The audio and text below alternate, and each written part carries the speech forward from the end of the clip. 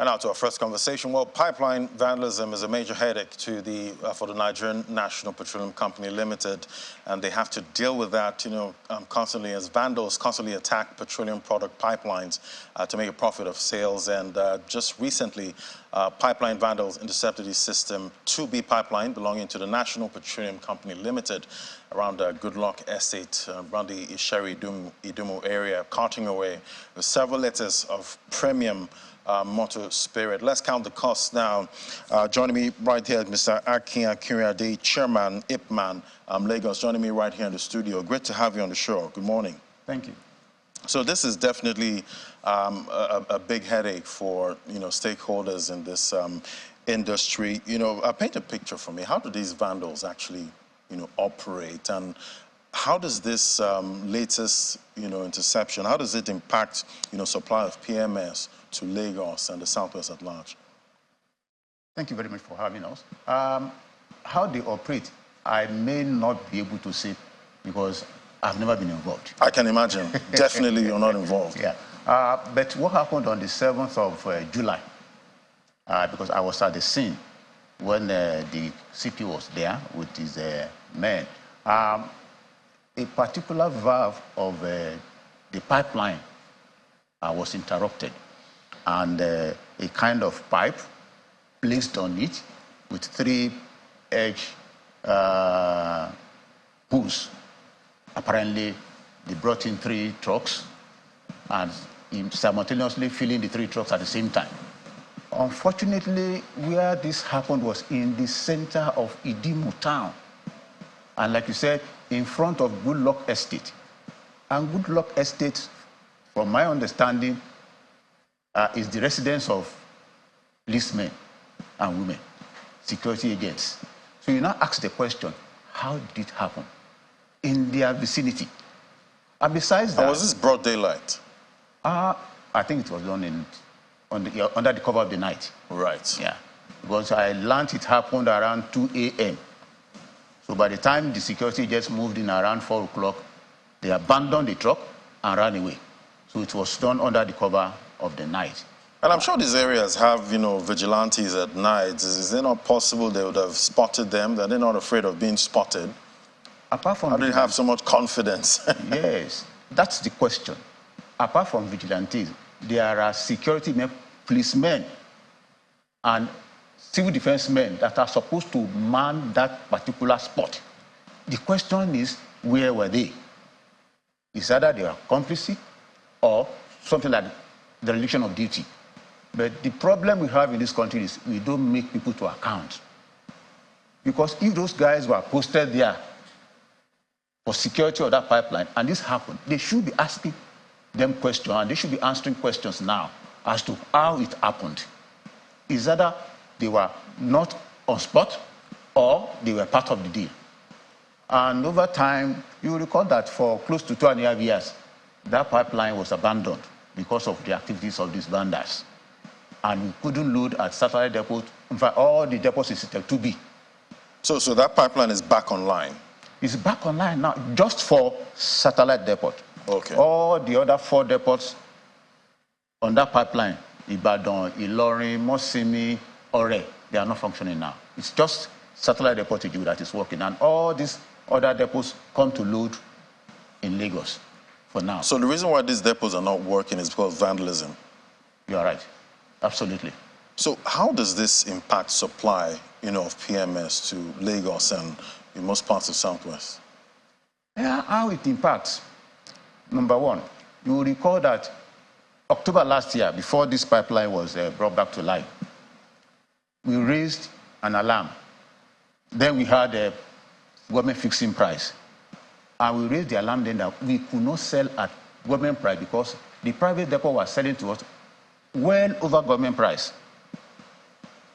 And it was until February this year, when this pipeline came back to life, that we started selling gradually at government price before the full deregulation. So the major impact is pricing. If Ejigbo Depot closes down today, in another 2 weeks, I can assure you the price of PMS in Lagos area will go beyond 700,000 naira per liter. That's 700 naira? Yes, within 2 weeks, I assure you. So we must do everything to keep this pipeline working. The easiest way to move petroleum product or any liquid is through the pipeline. So we, as IPMAN, we are pleading with the authorities, especially the security agents, to be more alive to their responsibility as far as this pipeline security is concerned. I'm equally asking Lagos State government, especially, it's like Lagos State government is not showing much interest in the security of the pipeline, whereas Lagos State government is the first beneficiary of this pipeline being alive. How much responsibility does the state have in securing, pipelines that, pass through the states? Well, constitutionally, the government has the fundamental duty of preservation of life and properties. You will recall the Jegun fire outbreak, the Abule Egba fire outbreak, right? When people go on this pipeline and tamper with it, there is the possibility of fire outbreak. And you know the number of lives that will go with it, the properties that will go with it, destruction of so many things. That's number one. Since February this year, that DEPO started working, you will notice that the traffic along Apapa has reduced, even in the Jego area, because all those trucks, tankers, clogging the road, they are back here at Jego. So relieving Apapa and the Jego of the traffic caused by these trucks. And like I said, the second thing is price. Ejigo is the price stabilizer. Once you disrupt Ejigo, prices will definitely go up. So we need to protect that pipeline going forward. What conversations are you having, with NNPCL and the state government to make sure that these pipelines are actually protected? I'll give it to the pipeline. They call themselves now National Pipeline and Storage Company Limited.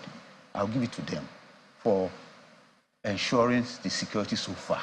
But it's like there are people who are interested in shutting down that depot.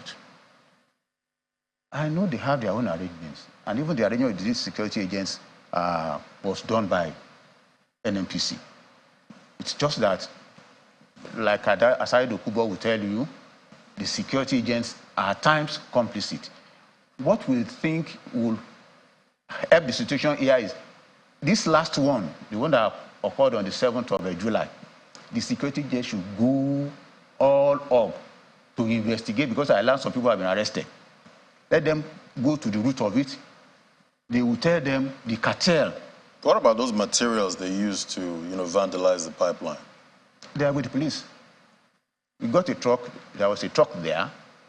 If you followed it, you will have seen the truck. Yeah, any information on that truck yet? On the owner and all that? Yes, the information that came to us was that the owner, they got him. The driver, they got him. In fact, we learned the driver came all the way from Shaki, and he was arrested in Shaki. So we know they are working on it. And I want to give it to the area commander, Area M, because since that incident started, he's been on it. He's been on it. We want to encourage him to go all up and go to the root of this matter. If you are able to bust the cartel here and now, that pipeline will be saved. Do you know if there's any specific reason why they targeted that 2B pipeline? It's not just 2B pipeline. It's all the pipeline all over the country. But this last activity? The pipeline from Atlas Cove to Key Farm is the only one functioning now under System 2B. So because that's what's functioning, that's why they went there, basically? Absolutely. All right, so, going forward, what are you seeing, with the conversations you've had so far? Is there, indication that security operatives are going to, stand up and protect these pipelines, and looking at Lagos State, at this time? What do you think is going to happen, going forward? Because you've said it that if that pipeline goes offline, then PMS prices are going to go up. From the body language you're seeing right now, do you think that pipeline will be protected? We can only appeal to the security agents to be up and doing and be alive to that responsibility. Like I said, we equally appeal to Lagos State government to show more interest. We know that Lagos State government, they call themselves state of excellence, and we have seen them demonstrate it. Let them come and demonstrate it here. Let them put vandalism, at least within the Lagos area, let them consign it to history. I know they can do it. Like I said, MPLC, they are doing their best, but I think they need to be assisted.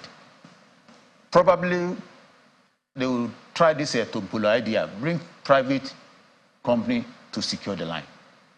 Maybe that would give us a better result. Private companies. Well, we'll keep tracking that as a developing story right now and hope that gets protected, because we don't need any more price hike with PMS going forward. Thank you so much, Mr. Akin Akinrade, Chairman, IPMAN Lagos. Great having your perspective today. Thank you. All right, so we'll take a break now. When we come back, take a look at CBN's latest guidelines for the banking industry. That's our next conversation. Do stay with us. This is Business Morning.